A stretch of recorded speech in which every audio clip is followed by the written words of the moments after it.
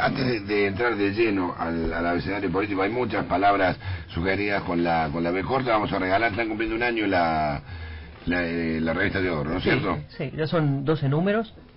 Y este último número está realmente muy bueno, porque tiene la gráfica de Remo Bianchetti, que es un artista sí, claro, Remo, que vive en la cumbre y que tiene una tapa muy impactante realmente. Me gusta mucho cómo trabaja Remo. Y después una serie de trabajos, está realmente bueno. Hay una entrevista a Tati Almeida, que es madre de niña fundadora. ¿Qué más hay? Hay una nota... ¿Esa no me llegó a mí entonces? ¿O sí? Yo tengo... Esa sí tengo una ahí, me parece. Hay un par de notas sobre Juan Larrea, que es un republicano español que se vino después de la Guerra Civil y que enseñó muchos años en Córdoba y se murió en Córdoba en el año 80. Un crítico, amigo de Picasso, amigo de Gerardo Diego, amigo de toda la cultura, y sobre todo un vallejiano, ¿no? Él trabajó mucho sobre la obra de César Vallejo, muy amigo de Vallejo, y creó un espacio dentro de la Facultad de Filosofía que se llamaba Aula Vallejo, pero un tipo perdido realmente, y que estas dos notas parcialmente recuperan, ¿no? Hay también un trabajo de Leticia Medina sobre el ingreso al Belgrano. Ese es un debate interesante para sostener, porque me parece que hay, y muy necesario, en este momento se ha iniciado la discusión acerca de si el sorteo, el examen, o una especie de régimen mixto. Yo tengo mi posición. Soy egresado. No, yo creo que el ingreso al Belgrano tiene que ser por sorteo. ¿Vos sos egresado del Belgrano? Yo soy egresado del Belgrano. Mira, yo entré al Belgrano en marzo del 76 y egresé en diciembre del 83, por si te dice algo. O sea, con Coelho, que era el teniente coronel retirado que dirigía el colegio en ese momento, era un espacio muy particular, ¿no? Si no te destruía, te fortalece, porque era salir de esa máquina fascista que era el Belgrano en esos años.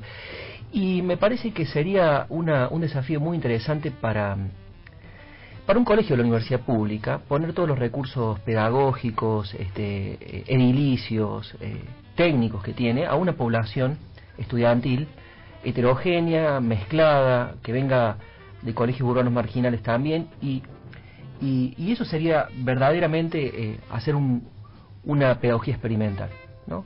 De otra manera, me parece que un chico de 11 años que tiene que transitar por lugares de preparación y después someterse al azar, porque finalmente hay una dosis de azar muy fuerte en el examen de ingreso, de quedar excluido o no, me parece que desmontar todo eso sería una medida inteligente, ¿no? Y creo que tiene que ser sorteo puro y duro, sea una cosa verdaderamente democrática y que recupere el espíritu de la universidad pública, ¿no? Ninguna de las opciones que se manejan actualmente es el sorteo. Ya lo sé. Sí.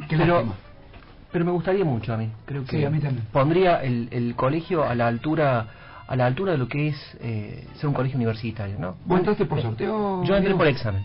Por examen. Porque hubo una etapa donde se entró solamente por sorteo. Exactamente, y un poco quienes argumentan en contra del sorteo aducen que en ese momento hubo muchísima deserción.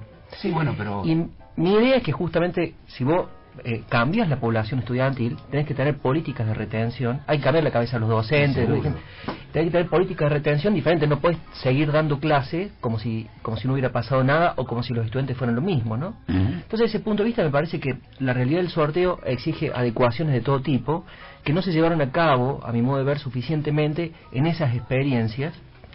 Algunos hablan hasta de un boicot de los docentes a la experiencia del sorteo, cosa que es perfectamente posible. Bueno, pero es una discusión muy interesante. En esta de oro hay una nota de Leticia Medina, que forma parte de la escuela, que me gustó mucho y que contribuye a que en fin, la sociedad se entere de qué es lo que está en juego ahí. Y hay otras, bueno, hay muchísimas más cosas, pero de manera que quien salga beneficiado por el sorteo puede pasar. Se lleva la docena, se lleva las 12 revistas el primer año. Tengo una aclaración, salvo la número 1, que no hay más. Es de la 2 a la 12. ¿En serio no hay más? No hay más. Yo la tengo. ¿Vos lo tenés? Ya lo puedo revender, ¿te tiene valor de reventa? Claro, seguramente. ¿Cuánto me das vos? ¿Vos no tenés? No, yo tengo una, sí, pero no la revendo, me la quedo.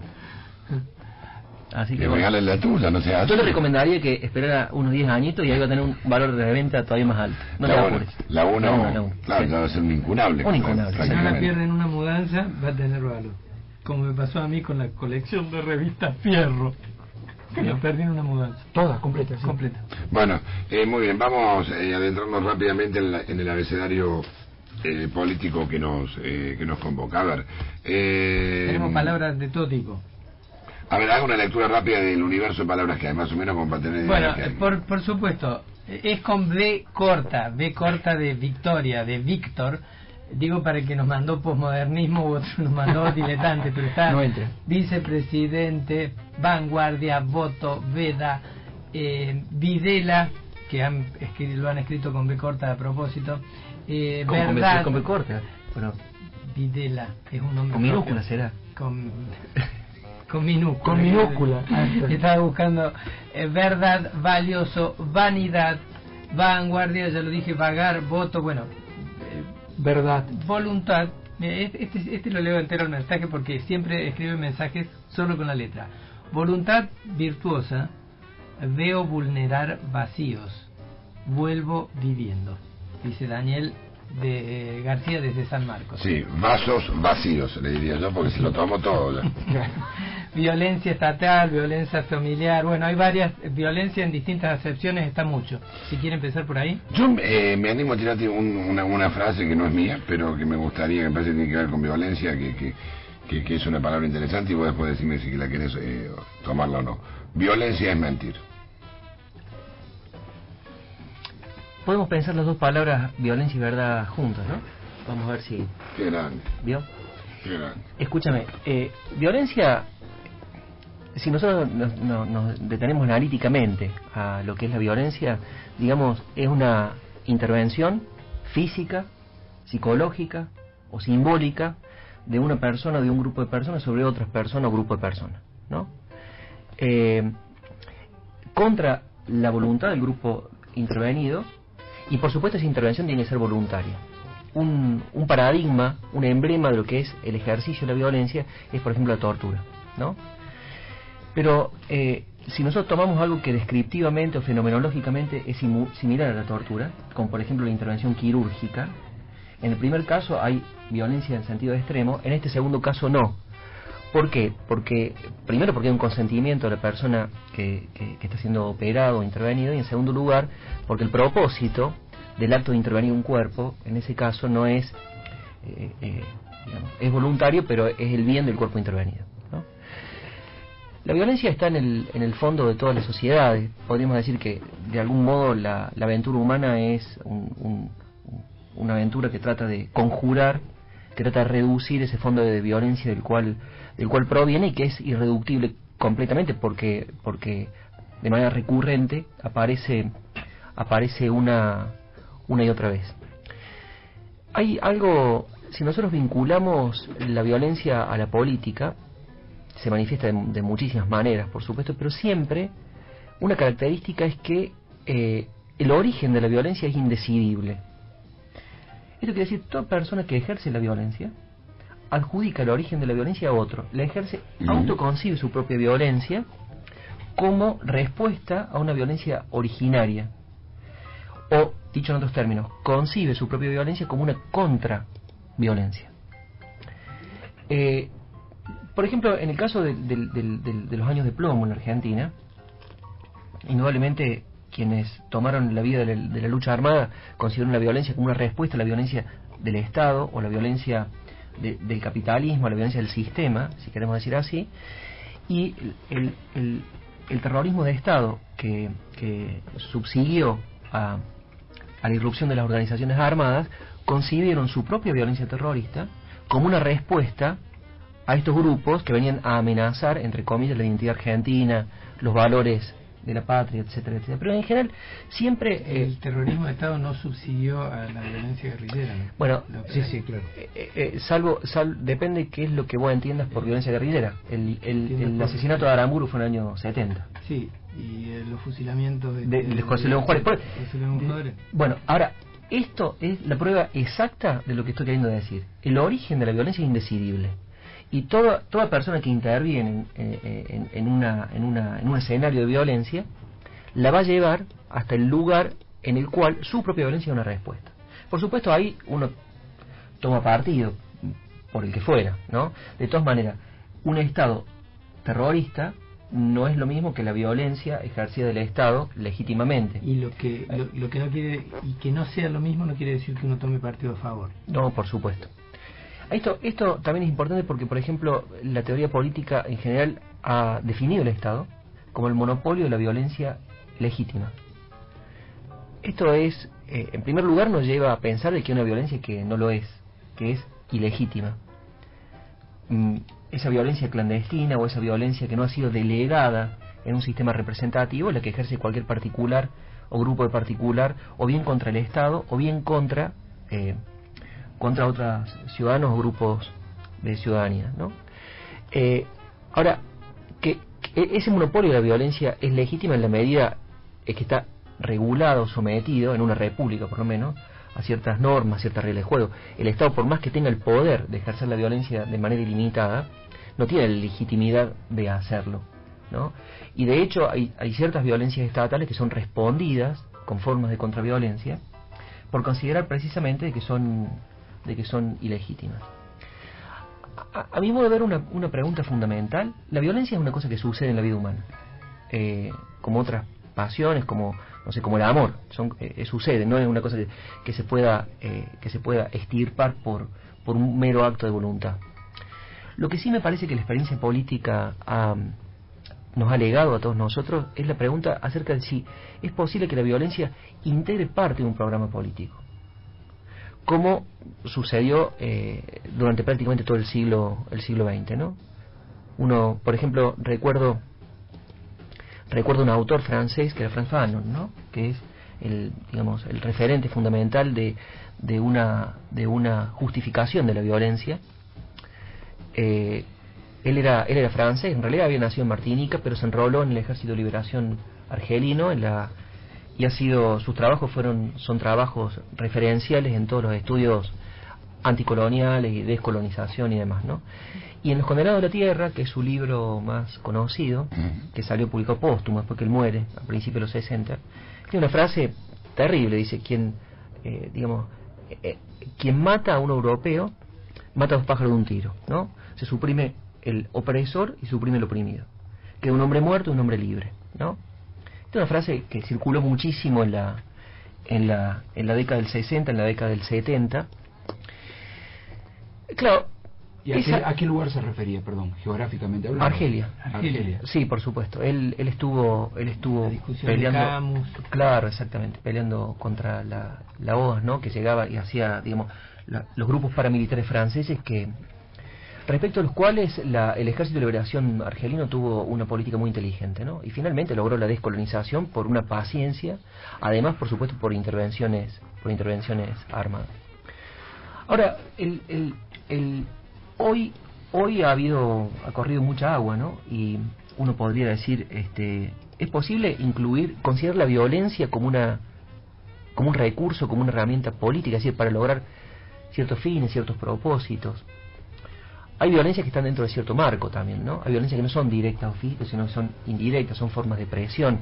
Por eso es un concepto que nosotros podemos extenderlo. Ahora, siempre la violencia fue parte de la política, la guerra siempre fue parte de la política. Siempre que vos consideres... esto desde hace muchísimos años y siglos. Pero podemos decir que uno mientras vos construías la idea, me surgía la pregunta. Hay una referencia muy explícita a la violencia armada, a la violencia que implica el uso de armas, pero también existe violencia desde el Estado, desde fuera del Estado, que no tiene que ver con el uso de armas, sino con el uso de leyes. El uso de... Bueno, esa era la pregunta. Claro. La pregunta es, ¿una ley puede representar una forma de violencia? Leyes legalmente sancionadas de acuerdo a normas, como fue toda la legislación colonial, la esclavitud, eran cosas legales. Sí.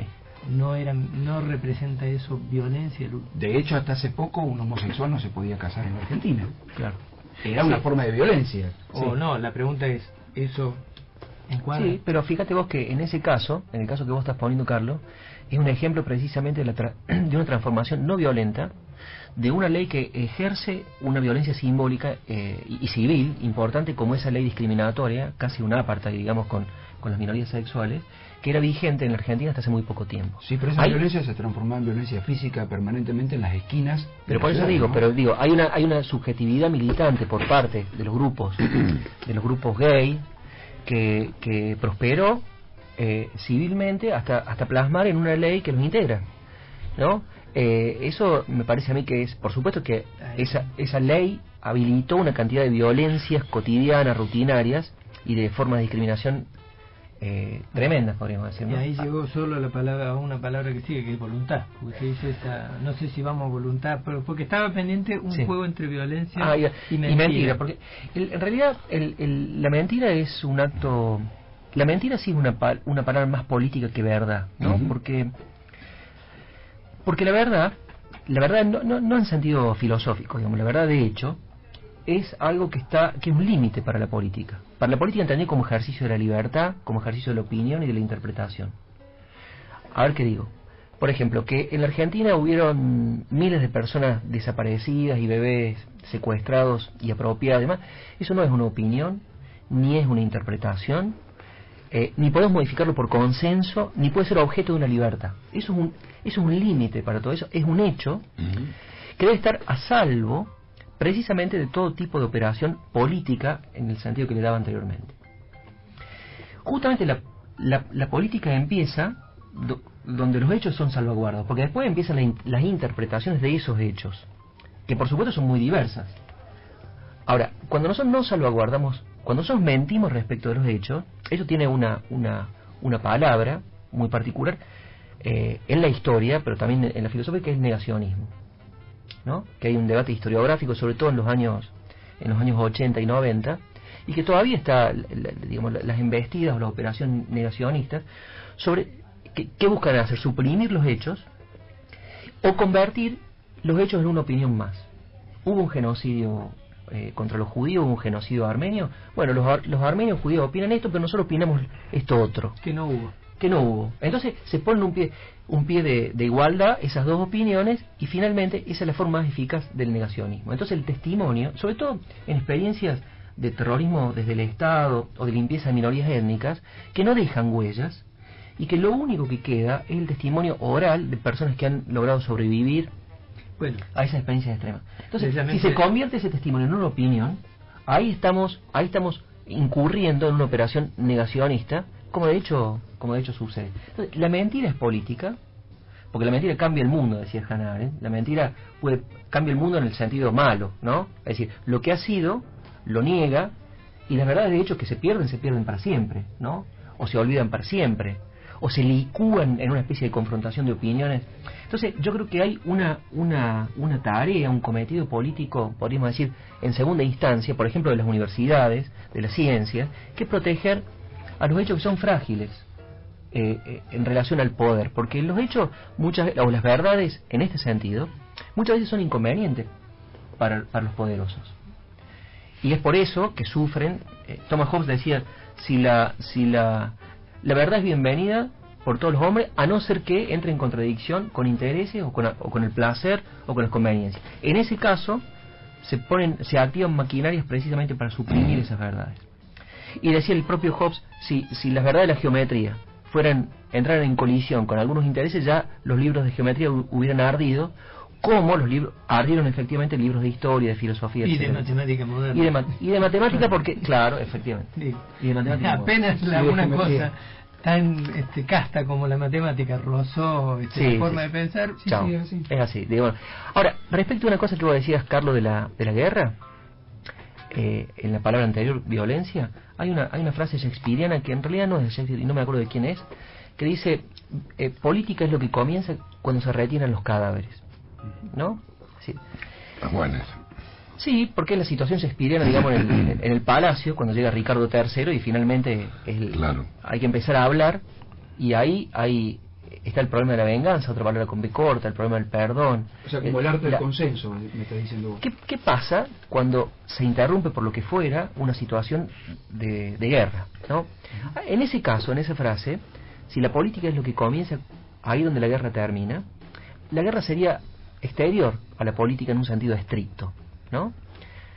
La política lo que busca hacer es conjurar la guerra. La política lo que busca hacer es, si querés mantener la guerra dentro de la política, es decir, es la continuación de la guerra, pero por otros medios. Sí, sí. Está bien, pero no por las armas, sino por las leyes, por la palabra, por la capacidad de convencer, ¿no? Por el consenso. Claro. Entonces, desde ese punto de vista, es problemático que la guerra sea una forma de la política. Incluso la revolución misma es algo que está en el límite de la política. Porque lo que sí es político es la justificación de la guerra o la justificación de la revolución. Porque hay teorías de la revolución. Uno puede creer, digamos, de que la única manera de transformar el mundo es por vía de la violencia armada y que todo lo otro es simplemente contribución al sostenimiento de un estado de cosas que es burgués, ¿no? Ahí sí, siempre que interviene el lenguaje, me parece que estamos en el terreno de la política. Pero la violencia pura y dura, Sí. me parece que sería como el límite exterior de la política. Y Así, ahí nos dejó servido, digamos, con ese planteo sobre la guerra y la política. Bueno, terminó la guerra y la venganza. la venganza es una pasión tan elemental e insuprimible, me parece a mí, de la vida humana, que, por ejemplo, el derecho, nuestros códigos jurídicos, son una elaboración de la venganza, ¿no? Una continuación de la venganza por otros medios, diríamos, para seguir... Diría una reglamentación de la Sí, venganza casi, porque ¿no? si nosotros decimos, por ejemplo, la pena jurídica para una persona que entra en conflicto con la ley o que ha transgredido la ley, por supuesto, uno de los propósitos más inmediatos es que esa persona, como dice la Constitución, esa persona sea regenerada, ¿no? O sea reeducada, o que no vuelva a incurrir o reincidir en esa transgresión de la ley. Esto es una parte. Sin embargo, también tiene una dimensión de compensatoria para la persona que ha sufrido un daño por parte, por ejemplo, estamos frente a un hecho terrible como el de Candela, ¿no? Realmente terrible, que ha sido tratado de una manera tan miserable por los grandes medios de comunicación. Pero dejando al lado todo esto, me parece que hay quien ha sido objeto de un daño o de una lesión y que lleva esa lesión. Ahí nace lo que se llama un deseo de venganza, no se puede llamar de otra manera, que la justicia, digamos, el sistema jurídico puede compensar o satisfacer de alguna manera, o no hacerlo, y en ese caso la impunidad lo que hace es hacer emerger esa venganza y hacerla operar clandestinamente. Por eso la justicia es una cosa tan importante. No es solamente la reeducación del reo, sino también producir un equilibrio social que se ha roto merced a ciertos actos y ha producido lesiones muy concretas, ¿no? Pero digo que la venganza hay que pensarla antropológicamente como está de hecho en el Génesis, como uno de los núcleos para pensar las relaciones sociales. ¿Y qué esté pensando, Sebastián? No, sí, siempre me deja pensando. Dice todas esas cosas. El procesador mío es medio como el de una Commodore, así que lo sigo de atrás. Porque quiere decir que está programado el sistema binario. O sea, tiene todo Programa binario en unimediario estoy yo. Por ejemplo, Llego al binario. hay una cosa que es como un artilugio inventado por la cultura, me parece a mí, por la religión, por la moral, que es el perdón, ¿no? El perdón es una cosa muy rara porque es la supresión voluntaria de ese deseo de venganza. El perdón es lo que hace que un acto cometido en el pasado quede sin efecto, ¿no? O sea, desarticulado, por decirlo de esa manera. El perdón es una figura política, no hablamos del perdón cuando hablamos de la P, ¿no? Me parece, pero es una figura política realmente central, y yo creo que hay que preguntar si se puede perdonar. ¿Qué quiere decir perdonar? ¿Se puede perdonar por otro, por ejemplo? ¿Es el mismo la persona que perdona que la persona que sufrió el daño? ¿Es la misma la persona que es perdonada que la persona que cometió un crimen, por ejemplo? Son todas preguntas de una complejidad. Perdonar es de cobardes. ¿Quién decía? Es más fuerte. Perdonar es de cobarde. No, yo creo que no se puede vivir sin perdonar, que estamos perdonando todo el tiempo de manera tácita, porque si no a veces explícita, pero si no perdonáramos, si no hiciéramos, no sería posible casi avanzar, digamos, en sociedad, ¿no? porque permanentemente nos estamos interfiriendo, produciendo daños mutuamente, y por mediación de palabras, de gestos y demás, obtenemos perdones mutuos que hacen posible, digamos, que sigamos andando, ¿no? Porque si nos quedaríamos fijados en un acto y no saldríamos de ahí, o de la venganza latente o consumada.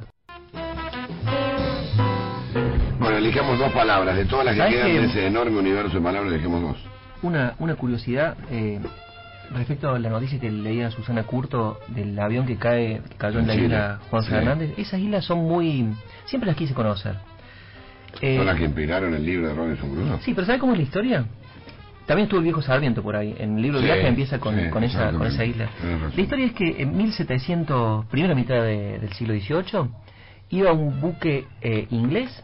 Imagínate lo que era las costas del Pacífico en, digamos, 1712, por decirte, ¿no?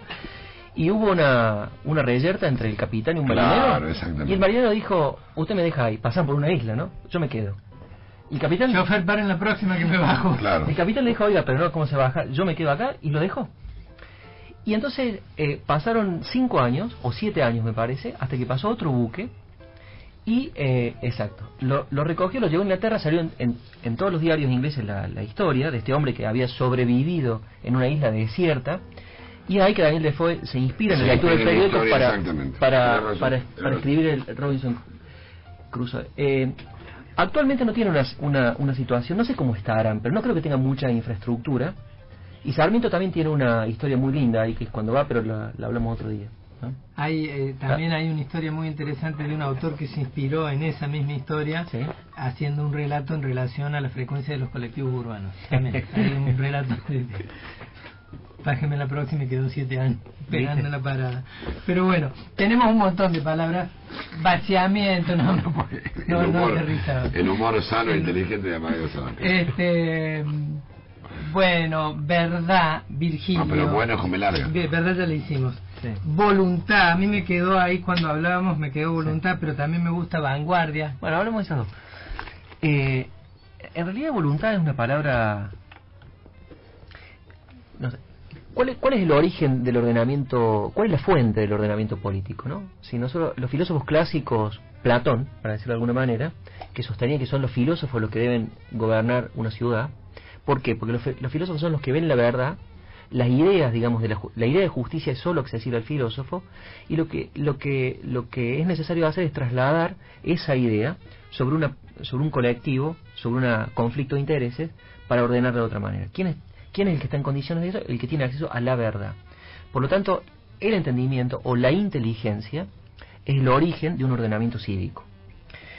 Esto va a entrar en crisis, esta idea que he resumido medio bárbaramente, va a entrar en crisis en el siglo XVII, sobre todo, ya lo hemos mencionado aquí con el pensamiento de Thomas Hobbes, quien va a decir que las leyes no son una cuestión de verdad, sino de voluntad.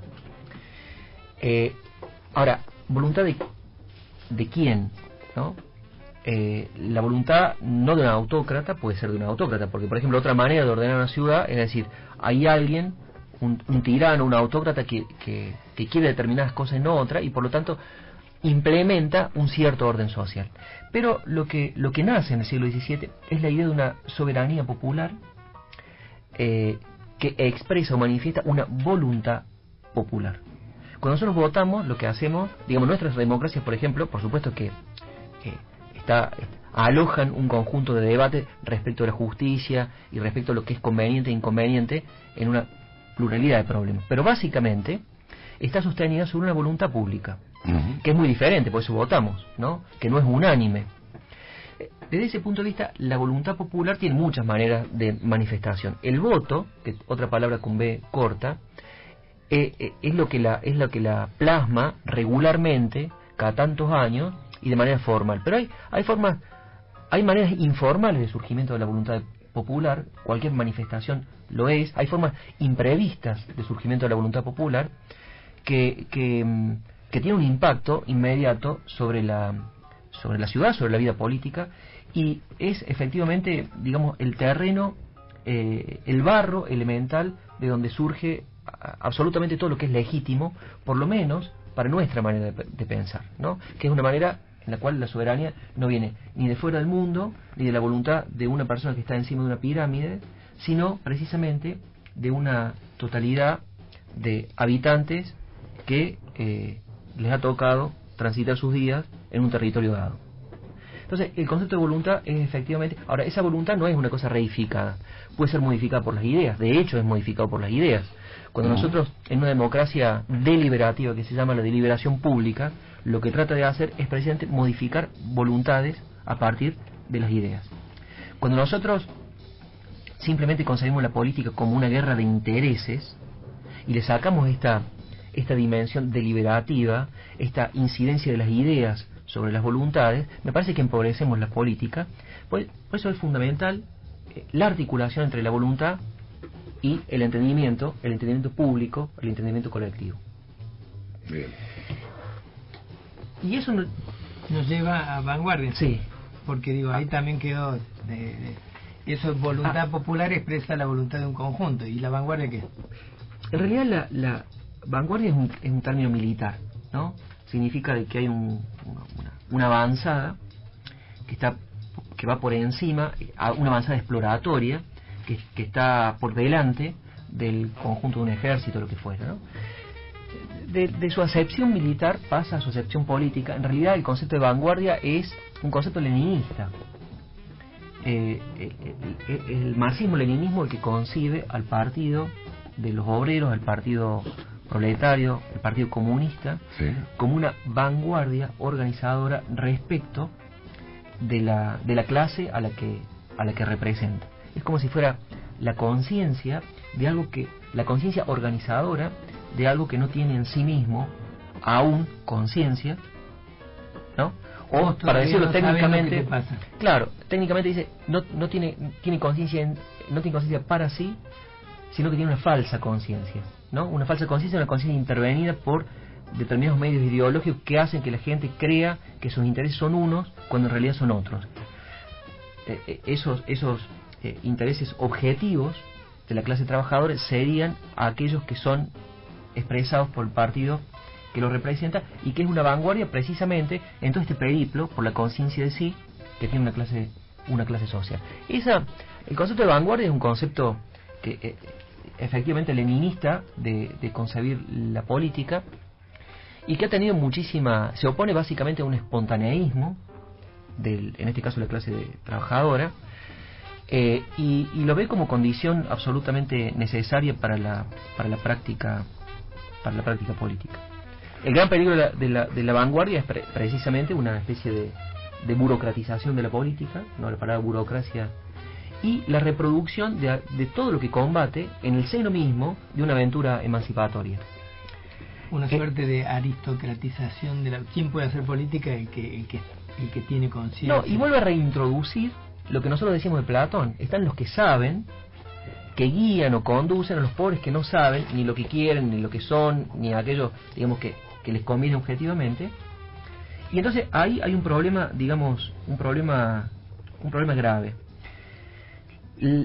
Hay otras tradiciones socialistas que se oponen a esta idea del partido como vanguardia trascendente a la clase a la que dice representar y que promueve formas de autoorganización de los trabajadores que se dan a sí mismos sus propias líneas de orientación, sus propias direcciones, según una lógica que no es trascendente sino que es inmanente precisamente al proletariado. Después el concepto de vanguardia tiene una acepción, digamos, dentro de la historia del arte del siglo XX, ¿no?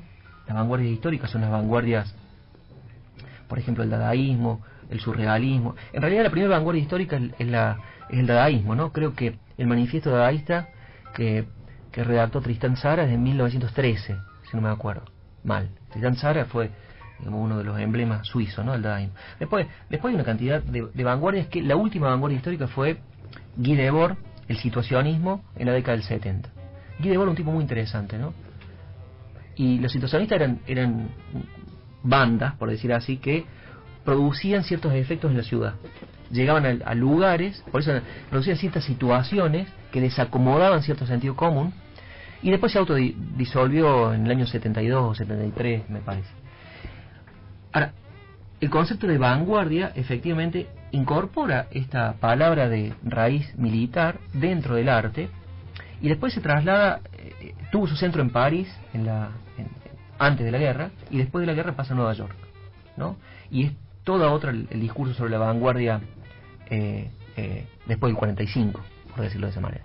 Pero efectivamente es una palabra que está en el corazón de la política y de la cultura en el siglo XX, de manera un poco misteriosa, porque es difícil de reducir el origen militar de la palabra, ¿no?